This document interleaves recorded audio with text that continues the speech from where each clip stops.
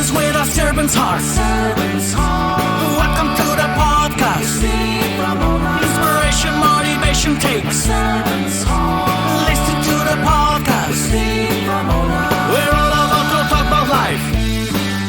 Our guests will share their life story. We want you to success in life and business. We're ready and we will start shortly.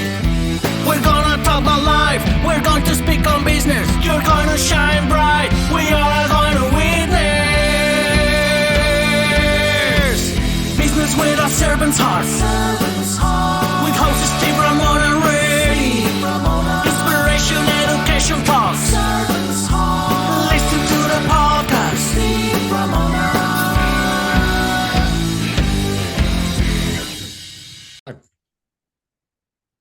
Welcome, everyone, to Doing Business with a Servant's Heart podcast. I'm your host, Steve Ramona. I am fired up to have you join us today. Now, we dedicated and exploring this podcast to help you understand doing business in life with a purpose. And what's that purpose? Obviously, a servant's heart. Imagine you do that every day and you make truly a difference in people's lives. It's like gift exchange every day. Think about that. We also developed this podcast so we can motivate you, inspire you, and educate you through our guests. And this guest today is going to blow you away. We're going international. I love going international. I don't know why I say it that way, but we're going across the river, the pond, I guess the ocean. Now, here's your call to action today. I want you to think about how you're going to serve yourself today and serve others and what impact you create today. And that's the key word. Why wait? Why not make a difference in somebody's life today? I guarantee you'll be smiling and happy right after you do that. And today's episode is sponsored by Pantheon Alliance. Join a community of high-income entrepreneurs and business leaders to create a world-changing thought leader platform to help grow your business. With more information on Pantheon Alliance, just reach out to me and I'll get you all the information in the world. With that being said, we're coming from the land of music. This gentleman was a international pop star. I'm not a music guy. I can't sing worth a lick, so I love having musicians on my show because I get to learn. But he also is making an impact, and he's making a difference in the world. So let's welcome Christian Ray Flores to the show. Welcome, Christian. Steve, thank you so much for having me and for having such an inspiring and uplifting podcast and theme. Thank you very much. I appreciate you saying that. That means a lot to me because that's always the hope.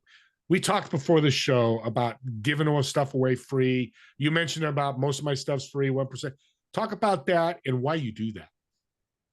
Well, I think the secret to happiness is generosity and serving other people. I mean, being around people, loving people, adding value to people's lives. That's really the bottom line. that's success, right? So, and for me, I have, same thing, a podcast, a newsletter with like 23,000, I think, subscribers right now called Headspace. I do webinars. All of that stuff is free. And basically, the philosophy is very simple. There's an ocean of information out there. It's actually all free anyway. I mean, we live in an age that it's just unprecedented, right? You can get essentially an Ivy League education worth of information for free, without paying, $100,000 for an education. What is really the most valuable is implementation, right? And that is a little bit more expensive because that obviously necessitates for someone to just walk with you. So all of my stuff is out there, is completely free. I love the implementation part. I've never heard that before. A lot of shows, I've been 600 shows. Yeah. That's the important thing. Your IP has to be. IP is everywhere. Exactly. Yeah. I mean, the best investment you can make is buy a book. It's $15 for 3 decades of somebody's best ideas, right? If you think about it, that's not a lot of money, and it's widely available. You have the most brilliant people on the planet now, completely accessible to anyone in the world, in the farthest corners of the planet. And it's all there, right? And I think the problem is that most of us need a little bit more than that, to make change in our lives. Yeah. And I love that because it's to make change and to scale. If that's the goal, you got to do so much more. Interesting. A lot of us started zero when we started business. Today's the day I'm starting my business. We're going to grow. You kind of started negative because you were a child refugee in Chile. Yeah, So I you was. actually Yeah. started, at the lowest of low. How did you do that? And what did you learn now that you're so successful? Well, it was, and success comes in stages, and it's multidimensional, and I can be very successful in one thing and very unsuccessful in another, even today, right? But I would say I think embracing the fact that life comes in seasons and then you're a multidimensional being, it's a beautiful thing, right? Because you understand that it's everything moves, everything changes and shifts all the time, and nothing is just final, right? And for me, I was 5 when my dad was in a concentration camp in Chile during a military coup, and he was lucky because he got out alive, and we ended up being the lucky ones who were made it into a refugee facility that was protected by the United Nations, and we were not under threat from the military at the time, and we got asylum in Germany. My mom is Russian, my dad's Chilean, so my mom was so shell shocked that she didn't want to stay in Germany. We were in Munich at the time, and she was like, "No, I want to go back to Russia." Well, Russia happened to be the Soviet Union at the time, not a land of opportunity. Let's put it that way, right? So we ended up in this, in poverty, living in a communal apartment for a while, and then my dad gets this contract as an expat in Africa. Again, one of the poorest countries in the world, Mozambique, Southeast Africa, and that's where I grew up, 7 to 14. My parents get divorced, and I see already a military coup. I'm in Mozambique by age 7. This is my 4th country. Okay. A lot of change, a lot of sort of instability. And then there's a civil war that starts in Mozambique like a year in, and we see bombings, see all kinds of drama. Well, that doesn't end there. My mom and my dad get divorced. My mom, sort of her default, I think, is just go back home when things go bad. So she wants to go back to the Soviet Union again, mid 80s, just bread lines, things like that, right? Cold weather and no opportunity. It's a closed society. It's behind the iron, the steel, the iron curtain, and you have entrepreneurship is not even legal, right? So, and I love to tell this story because I had got exposure to what the world has to offer. When you go from that to like from multicolored to monochrome to black and white, and you're sitting there, I'm in high school and I'm bored out of my mind. And I would doodle these pictures that were, for me, was just symbols of that life in this prosperous West, right? So I would doodle pictures of Adidas and Nike and brands that I don't have access to, or like names of bands I wanted to see, but I would never see live because it's again behind the Iron Curtain at the time. Kiss. I'd like the logo for Kiss with the double lightning, and I liked Michael Jackson. I liked other bands and stuff like that. So I would just fantasize, and I would sit in the room and be bored out of my mind. And at the time, I had no idea that the Soviet Union would fall apart. And when it did, I was just graduated with a master's degree in economics, and most of my friends, they went to finance, banking, international trade, and it was like this wild west of free market stuff there in the early 90s in the Soviet Union, post-Soviet Union Russia. And I went into music. I just said, you know what, I'm going to give it a try. And in a year, I was on national television, got several contracts offered to me. But it was that drive, that vision that I could imagine someday, possibly, maybe, I get to do something like that. And those symbols, those logos were sort of symbols of prosperity, opportunity. And what I didn't know at the time, that this was less than a decade later, not only would I have access to Adidas, but my poster was on every Adidas store in the country because I had an endorsement deal with Adidas. I had an endorsement deal with Guess. I had an endorsement deal with Head and Shoulders shampoo. They would show my ads everywhere. Michael Jackson, who I just adored, came to an event because we were doing so much charity work for orphans. We did this massive event for like 3,000 orphans. And we reached out to his people because he was coming to town, and he actually came to my event. It was just surreal. And then many years later, we moved to the US by then. I sort of stayed really connected to philanthropy, but I also started a media company. It was actually a production company. We did music videos and videos and music in Hollywood for Eastern European artists. So it was a very niche thing. And then it was just crazy to me that I found myself producing a rock album for a band in LA in the studio of Kiss with the producer of Kiss, and I had hired one of the guitar players of Kiss to do a solo for me.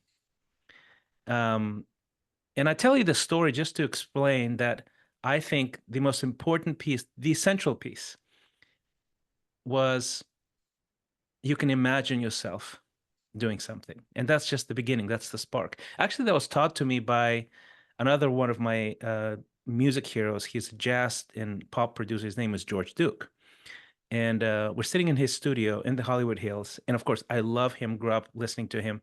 And all of a sudden, I'm producing a music video for an artist and he's producing the album and we're just hanging out. And I asked him, I said, what do you see great artists have in common? Like the greats that you've worked with. And he's worked with some of the greatest. And he goes, I thought he would say work ethic or talent or something like that. And he said, they can imagine themselves succeeding.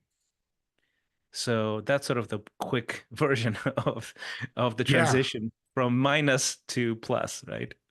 So couple of things. Being lucky, that's the world. You took your luck. Of course, you're a young 5-year-old, but later on, you realized that you got lucky and got moved to this other refugee camp where you're safer and be able to move on. Yeah. Is that part of the reason why you're so grateful? I think so. Yeah. It's when you see so much uncertainty, instability, there's almost like this. I would say that's the shadow of the gift. And the gift is when there's a lot of instability or uncertainty, then everything is possible, right? And I think the disadvantage that people have that see a lot of stability, right? A lot of security, a lot of safety, is that because they're accustomed to that, they're afraid of risk. They're afraid of instability, right? And entrepreneurship is instability. You're literally stepping into instability. You're stepping into chaos. You're stepping into uncertainty. You're taking risks. You're probably going to fail 3 or 4 times statistically before you succeed. The average successful entrepreneur is in their 40s after 2 or 3 failures minimum. Yeah. So I think, to me, I'm grateful because I was conditioned to not be afraid by this massive changes in my life, and so I have an actual, when people think, oh man, you had such disadvantages, I go, actually I have unfair advantages, actually, so, and I'm grateful for that. Well, one of the things that people listening, and me, I was not a child refugee in Chile or Italy or anywhere, but the key that you use, dream. We all can dream, whether a child refugee or grew up in a wealthy home. Yeah, dreams are important. I think because they lead to good things happening. I love that you mentioned that. Talk about 3 Drive Media. I'm curious. You're producing music. Are you doing videos as well? What do you do with that? Actually, that's a good story because 3 Drive Media is something that happened after my previous company failed. The music company that I had. So it went well for a while, and then I was so I coasted, right? And I didn't diversify my target market and everything. And I was doing other things. I was doing charity stuff and ministry stuff.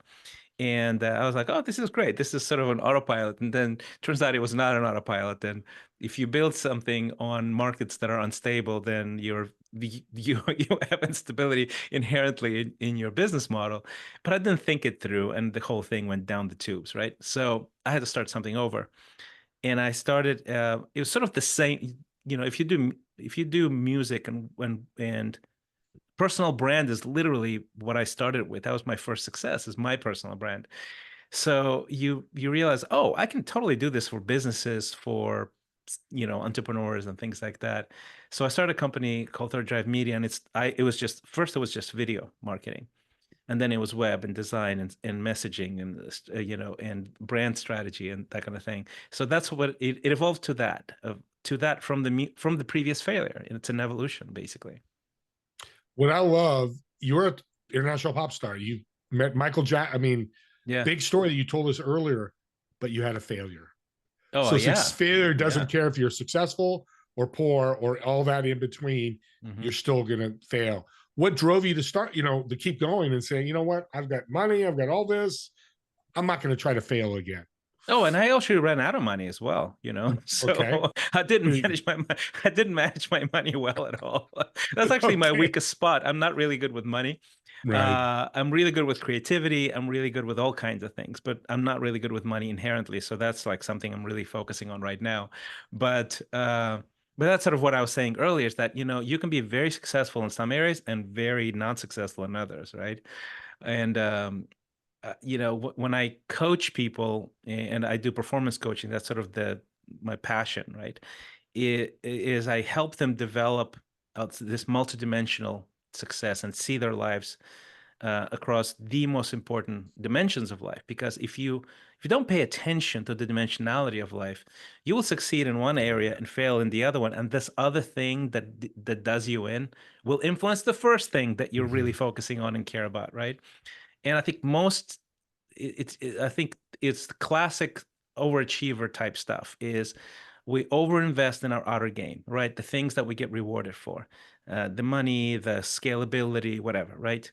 The the our performance on stage, or ability to write or paint or shoot videos, that sort of thing. If you're an engineer, and your ability to code, what people don't invest in, unfortunately enough, is your inner game, right? Your social intelligence, your ability to manage money, for example, right? Emotional self-regulation, um, your ability to connect to people and attract the best talent and create partnerships and create lasting partnerships and create the character that actually is required to create lasting partnerships, so people want to be around you and trust you, and they know you have integrity and reliability and all of that, and you're a good friend and you're a good person, and you can't overstate the importance of these qualities, in not only in the long run, but also on the highest level. Yeah. On the highest level, everybody's good actually at what they do. And the differentiator is who you are, the reputation you have, you know? Yeah. It's big, and your head. That's a big part of your mindset. And that leads to great segue. Yeah. Headspace. Great name for a podcast, by the way. Love Thank it. you. Thank you. Um, you got a great story from the podcast that you want to share, or a guest that you had that was impactful to you or to the audience? Oh, I had so many. Probably. Uh, I think one of the recent ones that I really thought, wow, that was insane. A couple. One is I had this guy, David Yeager. He is a leading researcher in growth mindset in the world. And he did something interesting. He basically said, look, for a life to be successful, and he focuses on the young people, but it's actually universal. And because it sort of amplifies what's already there, right? It's you need to be around people who challenge you. It needs to be a challenging place, the people that you're surrounded with, and it needs to be a safe place at the same time. Right? Is it safe and challenging at the same time? That's the environment. That's sort of the inner circle that produces the highest ROI when it comes to personal development. And I thought, okay, that's brilliant stuff. And the other thing he said is that, he goes, you remember the 10,000 hour rule? And I'm like, yeah, everybody knows the 10,000 hour rule. Like for a master, you need to put in 10,000 hours and you'll be a master. And he goes, the guy who wrote it, and actually the name actually escapes me, the guy who developed that theory, before he died, he said, the one thing that I didn't put in there that I later realized that it's not really about just the 10,000 hours. What it is about the people that guide you during those 10,000 hours. And to me, that Wow. was like the wow moment in that interview, because I go, oh, this statistic, this principle gets thrown around everywhere. It's such a sticky idea, right? But what they forget to say is that the people who guide you, and that's part of the reason why I coach, right? Somebody guided me when I was at the peak of my career, and I was rock bottom in my personal life, like clinically depressed. I had a number one hit and I was clinically depressed. And somebody came Jeez. into my life, and I realized that I can be extraordinary on stage, and I was, but I'm completely inadequate in romance. And the reason for that is because I just didn't have I didn't have the right runway. I didn't have the right framework or guidance in that, because I have come from 3 generations of broken homes. I just don't know how to build a family. I just don't. And now I have a #1 hit, and I'm literally playing sports arenas, and I don't know how to build a family. And that's now affecting my songwriting, my performance, my everything, right? And I see high performers all the time, basically in that dilemma. Like they're just extraordinary, off the charts in one area and massively inadequate in another.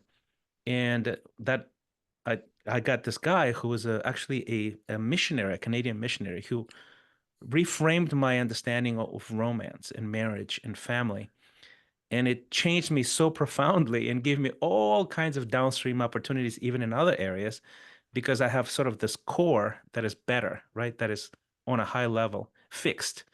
That it's like I can't even imagine my life without it. And of course, on top of that, I've been married for 25 years happily. And I said that early on. I remember saying this pattern, this dysfunctional pattern, will stop with me.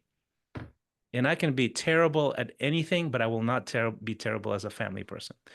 And I did it. So to me, now my coaching, the performance coaching that I do, is that heart is behind it. That passion is, I know it from the inside, how it is to be extraordinarily successful and at the same time extraordinarily unsuccessful. Yeah. It sometimes it just takes one person to guide you through a season of life, and you'll fly. Man, Christian, you got my goosebumps going here, because this is such a powerful. My dad used to tell me as my teens to my 20s, don't recreate the wheel. Yeah. He's a contractor. If you weren't good at cement, I had to find the best cement guy and I worked with him. I don't want to learn cement. That was back in the 60s and 70s. We're still today, you found a romance guy. This missionary helped you because you weren't good at it. You found the finance guy you're looking. Audience, this is $1 million lesson. Reach out to people, have partnerships. And it's interesting. You say performance coach. I think of The Voice, and I don't know if that's good or bad, but my wife loves it, so I get to watch while she's watching it when we're together. It's interesting how what you do is taking your past experience, even back as a refugee in Chile, going, hey, Steve Ramona, I can't sing, so you'd never work with me, but I'm not a good singer. But you can implement that in your coaching, right? Well, that's so, yeah, I think maybe I didn't explain it, that I don't say performance coach as for artists. I'm a performance coach for business people. Basically Beautiful. Talking about how can you stay at the very peak of your performance throughout your life, even through the valleys and plateaus, and how do you do it multidimensionally so you actually grow in your performance and while maintaining deep purpose at the same time. Basically, that's what I do. Yeah. So it's really across the board, and I just happen to be an artist, but I'm releasing a book in a couple of weeks called Little Book of Big Reasons to Love America. Right? To write a book, you need to perform at a high level, or it's just whatever. It could be a manuscript that no one reads, but if you want to really make it exceptional, you have to develop a high performance lifestyle to do that. You need to be able to be highly creative in the midst of a lot of complexities in life. And all of us have them, right? We have families and health issues and parents and conflicting interests and priorities, all of those things. So if you want to sort of maintain this pure creativity, joy, high performance that creates value for other people in whatever area, it could be the stage, or it could be writing books or running a business, the lifestyle that you develop can be learned. And that's essentially what I do. And I thank you for correcting me. An audience, hosts make mistakes all the time. And it's not a bad thing. This is where thinking about just putting it out there and learning. I just learned from you. And who'd want to learn from a business, somebody that's been successful already? I want to learn everything that Christian's learned because I can implement in my business. I love that. Let's end with some fun here. We're at the end. You ready to have some fun? Yes, of course. I got a great question. So I've reserved a table at a restaurant, table of 4. You're in one of the chairs. In the other 3 chairs that are empty, who are you going to invite, dead or alive? Why would you invite them? And what food would you order for you? I would probably order either tapas or sushi. And the reason for that is because it's a social kind of food. You can share it with people. Or any other social food, actually. Ethiopian is really good social food, right? You eat with your hands and it gets all messy and you take your time. But I like tapas because it's small bites. You have some red Spanish wine, that kind of thing. And you can just spend hours hanging out and talking. So that would be my food. Who would I invite? Okay, that is a fantastic question, dead on life. I would probably invite, let's say from living people, I would invite Seth Godin. He's a guru marketer. I just love him to death. He really has influenced my mindset when it comes to just marketing and just strategy, personal strategy, right? I would invite him. I would probably invite, uh, gosh, man, there's so many people. Nelson Mandela would probably be the one, right? I lived in Mozambique for a few years, and he was in jail when I was there, and I sort of remember the times where South Africa was apartheid, right? And I think that guy the way he changed from the inside, from being sort of this militant person to being a peace-loving, resistance through peace and reconciliation. To me, that's just a moral high ground that's worthy of imitation. So Nelson Mandela will be another one. Let's see. Milton Friedman would be another one. I love Milton Friedman. I'm a free market guy, and I have experienced Marxism in 3 different countries. Chile was experimenting with Marxism and the government was overthrown and replaced by an ultra-right military junta and a dictatorship. Then Mozambique was a Marxist government in the Soviet Union. So I became intensely anti-communist, by the time I was coming out of college. And I ended up actually campaigning against the communists for Boris Yeltsin. I didn't even tell you that story. He used my song as the anthem for his campaign. And so part of the book that I wrote, a little book of Big Reasons to Love America, I sort of had that thread of why entrepreneurship, freedom, free market, is quintessential to success. And of course, Milton Friedman, if you don't know who he is in the audience, just look him up. He's an incredible economist. He's probably one of the most eloquent people talking about freedom of choice. All right. Milton Friedman would be the third one. The fourth one would be, I would say the Apostle Paul will probably be the fourth one. And the reason for that is because he was the spark that created the spread of Christianity beyond sort of Judea, right? And the reason for that, because he was this cosmopolitan guy, right? He grew up in Tarsus, and it was a Greek city, and he was also a Jew, and he was an Orthodox Jew. He was a Pharisee, right? So he had sort of the depth of understanding and training in theology, but he was also a cultural chameleon. He can adapt his messaging to the Romans and to the Greeks and speak like a Greek philosopher and reason in ways that are incredible. So he's an incredible marketer, basically, if you think about it, right? So I'm a huge fan of the Apostle Paul, and I would probably have all kinds of questions for him. What a great table. I love asking that question. That's a good table. It is. Yeah. Oh my God. I'd probably have to bring a fifth one bring another chair for me. Absolutely. And Nelson Mandela, I'm enamored with him. And no matter black, white, green, purple, who you are, male, female, the courage he had. Extraordinary. Great word. So with that, Christian, you've been an incredible guest. I've learned so much. My pad is jotted with notes. But people listening are going, I got to talk to Christian. I've got a business. I need help. How can they support you and reach out to you? Well, look, if you're in the general category of people who just, you just like some of the stories that I told and would like to just get free access to the free stuff that I give away, right? Go to christianrayflores.com. That's my newsletter. It has a couple 20,000 plus people subscribed. Drops every Sunday. It's a great place to start because I'm very, very intentional about posting every week, once a week. So that's one. If you feel like, I think I might be interested in working with this guy, go to exponential.life, exponential without the E. And that's essentially my coaching website. And you can see sort of the broad strokes of what I do, why I do them. You can see some testimonials. You can also get access there to a free resource called the Exponential Scorecard, which is a really cool thing that I use, that I've developed, and I use it with all my clients, but I give it away for free. Is you answer like 40 plus questions, probably 8 minutes of sort of intentional, work, but you get a report on the most important dimensions of life in your inbox. And I think self-awareness is a really good thing, So a good start to any journey is self-awareness. Where am I at right now? So that's another way to do it, and you can get access to that there. And if you want to work with it, I have a wait list, essentially, usually of a few people that I want to work. Probably for the next 2-3 months, I have like some spots open up every once in a while. So you can be added to the wait list if you want to just book a quick call with me, and we can discuss. And if we feel like it's a good fit, great, we can put you on the wait list. If not, I can just give you some free advice. And that's basically the best way to connect with That's awesome. And the name of the book again is? It's Little Book of Big Reasons to Love America. It's going to come out probably right before Christmas. That's sort of my fingers crossed. And it's Amazon, all the bookstores, they can get it. Yeah. And the name of the podcast? Headspace by Christian Ray Flores. Okay. Reach out, audience, reach out. On the website, he has a contact list. I looked at his website. So if you want to contact him, you could contact him through the website.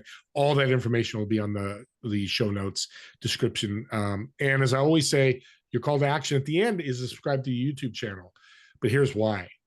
You've listened to Christian speak. You've learned his stories. You learned his success. But you have people that need help.